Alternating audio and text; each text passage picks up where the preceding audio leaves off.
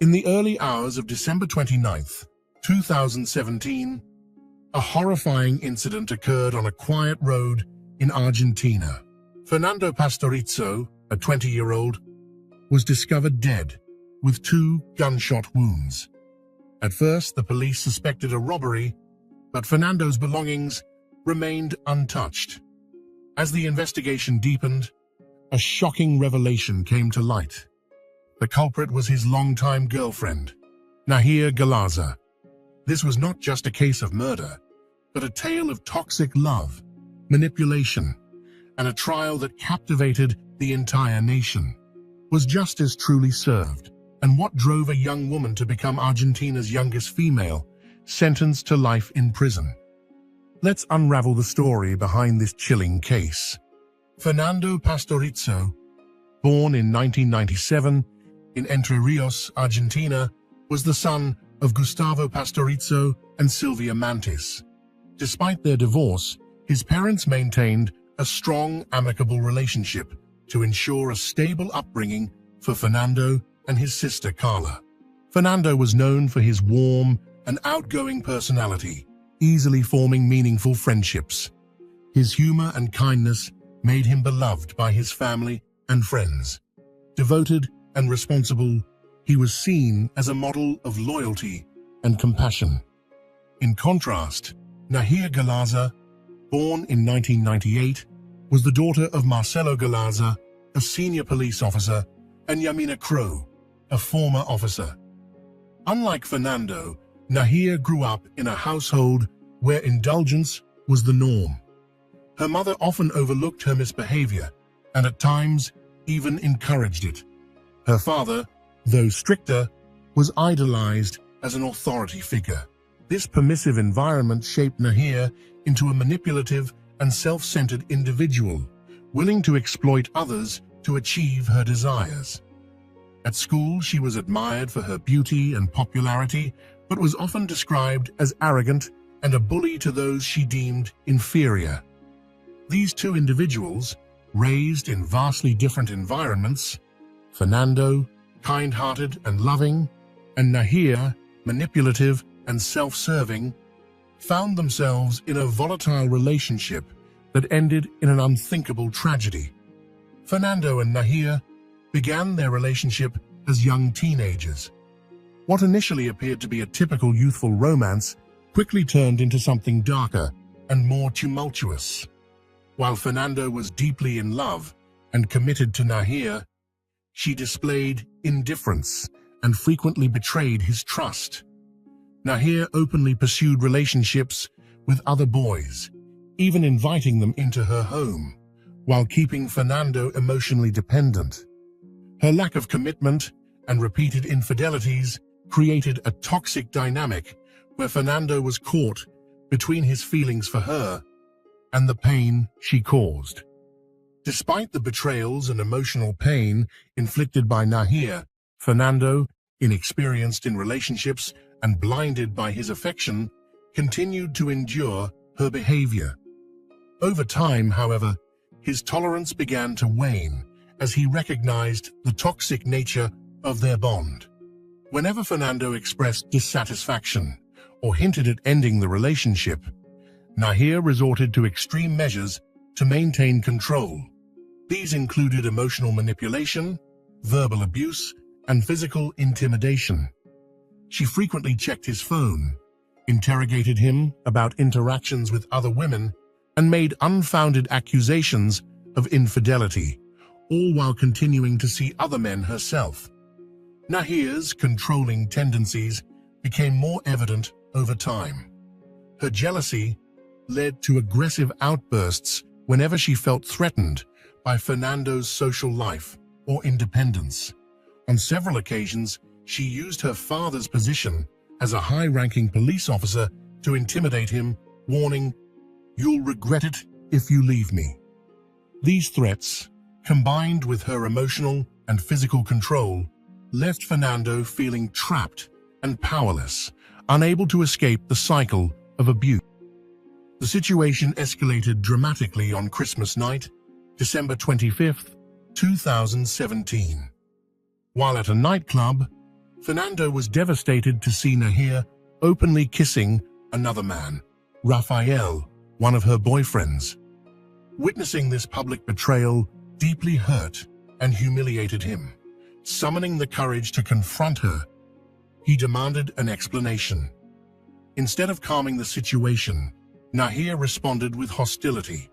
Her friend, Sol Martinez, joined in the altercation. Together, they verbally and physically attacked Fernando in front of onlookers. Sol punched him in the face, while Nahir mocked him and insulted his character and family. The incident left Fernando emotionally and physically wounded. Confiding in his friends, he described the pain of that night, emphasizing how Nahir's cruel remarks about his family, whom he deeply cherished, cut the deepest. This event became the tipping point for Fernando, who realized he could no longer endure the toxic relationship.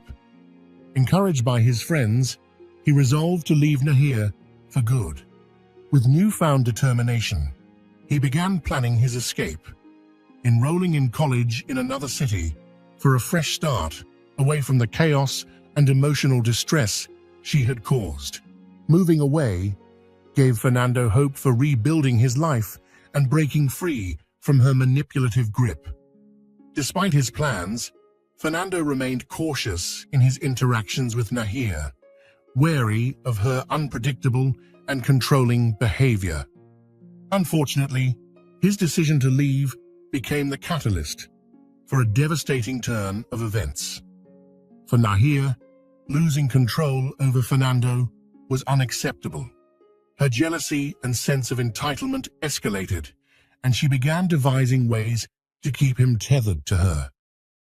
On the night of December 28, 2017, Fernando Pastorizo, weary from months of emotional turmoil, agreed to meet Nahir one last time.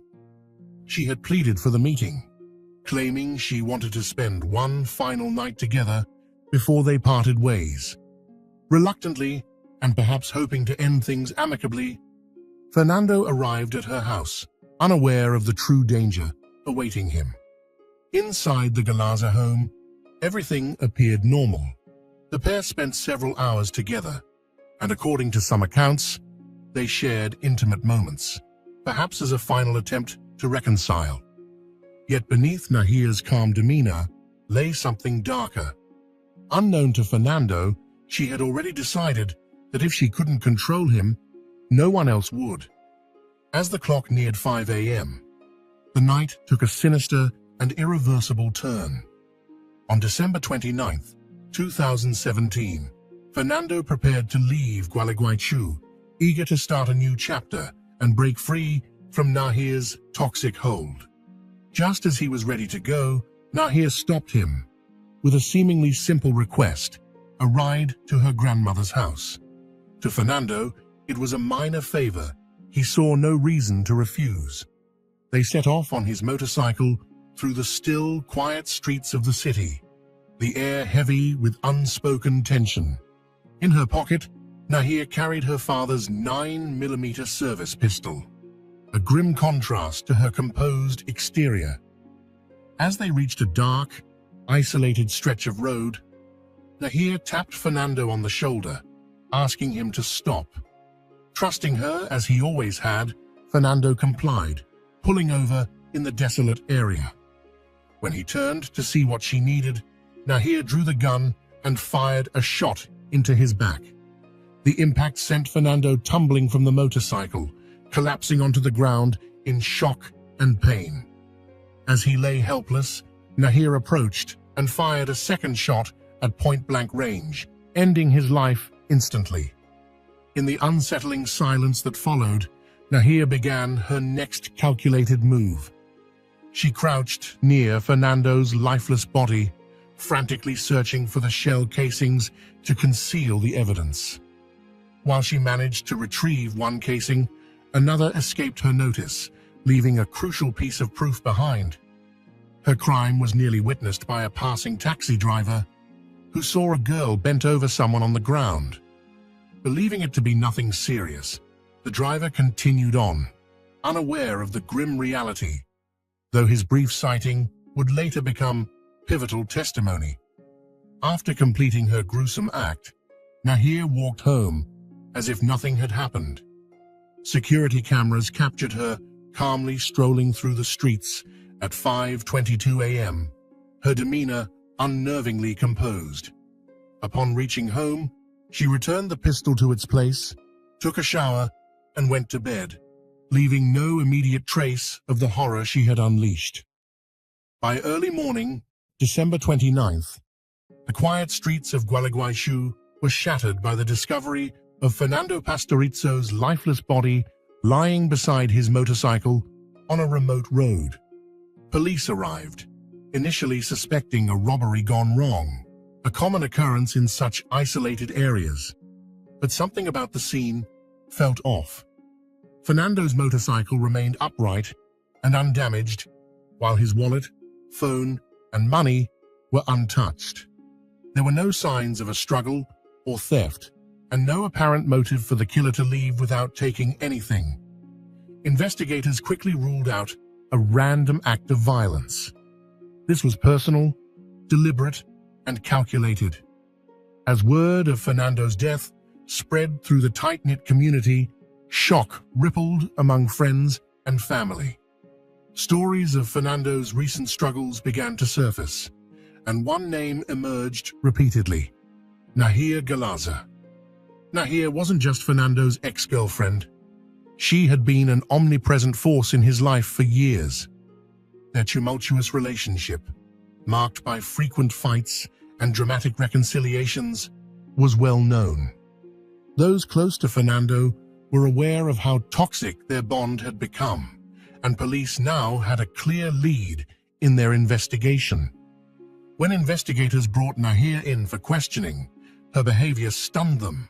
On social media, she had posted a heartfelt tribute to Fernando, calling him the love of her life and mourning his loss. But in the interrogation room, she was unnervingly composed. Her detachment was palpable as she discussed Fernando's death with cold precision, treating it like a minor inconvenience. Detectives noted the absence of any visible grief or remorse. There were no tears, no trembling voice, no signs of emotional distress. When questioned about her relationship with Fernando, her responses only deepened the investigators' suspicion. The calm exterior she maintained masked the dark truth beneath her actions. Nahir minimized the significance of her relationship with Fernando, describing it as casual and insisting they were little more than acquaintances who occasionally spent time together. This blatant contradiction to the evidence of their long-term relationship immediately raised red flags for investigators. When pressed further, Nahir began deflecting blame, suggesting that Fernando's death might have been the work of a family member or even one of his closest friends. Her attempts to shift suspicion, coupled with her detached demeanor, deepened investigators' doubts. As evidence against her began to pile up, Nahir's story started to unravel. Initially, she denied any involvement in the murder, claiming ignorance about what had happened to Fernando. However, faced with mounting pressure and irrefutable evidence, she eventually admitted to the shooting, but framed it as an act of self-defense. Nahir alleged that on the night of the murder, Fernando had become violent during an argument. According to her, he had taken her father's gun and forced her onto his motorcycle. She claimed that during a struggle, they fell, causing the gun to discharge accidentally and strike Fernando in the back. Panicked, she said she unintentionally fired a second shot, killing him. This version of events, however, did not align with the physical evidence.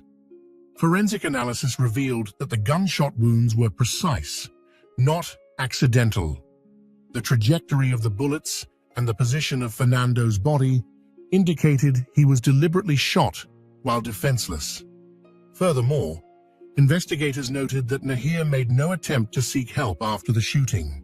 Instead, she focused on covering her tracks, collecting shell casings, returning the gun to its place, and walking home as if nothing had happened. Witness accounts and forensic findings further dismantled Nahir's claims. A taxi driver who passed by the scene reported seeing a young woman crouched near a man lying on the ground. At the time, he assumed it was a minor incident, but his testimony later placed Nahir at the crime scene. Security footage showed her calmly walking home at 5:22 a.m., displaying no signs of fear or distress. Additionally, investigators recovered a shell casing she had missed, providing critical evidence directly linking her to the crime. Friends of Fernando came forward, recounting the abuse and manipulation he endured during his relationship with Nahir. They revealed that Fernando had confided in them about his plans to leave her for good, describing the relationship as toxic and emotionally draining. These testimonies painted a stark picture of escalating control and violence, culminating in tragedy. As the case against Nahir solidified, her inconsistent narratives further undermined her credibility. It became evident that Fernando's death was no accident, and the carefully crafted facade Nahir maintained was beginning to crumble. In response, Nahir's parents acted quickly to shield their daughter. Marcelo Galaza, a senior police officer, used his connections to secure one of Argentina's top criminal defense lawyers. The defense team crafted a strategy portraying Nahir not as a calculated killer, but as a victim of prolonged domestic abuse who acted out of fear. Marcelo publicly claimed that Fernando had mistreated Nahir for years, leaving her with visible injuries she had dismissed as accidents. This defense set the stage for a contentious legal battle, where the lines between victim and perpetrator were hotly debated, and the truth of what transpired that night became the focal point of national scrutiny. The defense presented photographs of Nahir's bruises, reportedly from hockey, but alleged they were evidence of Fernando's violence. On the stand, Nahir described Fernando as a controlling and abusive partner, portraying herself as a victim trapped in a toxic relationship. She claimed that on the night of the murder, Fernando had forced her onto his motorcycle and assaulted her, leaving her no choice but to act in self-defense. Her emotional testimony was designed to sway both the court and public opinion, but inconsistencies in her story soon emerged.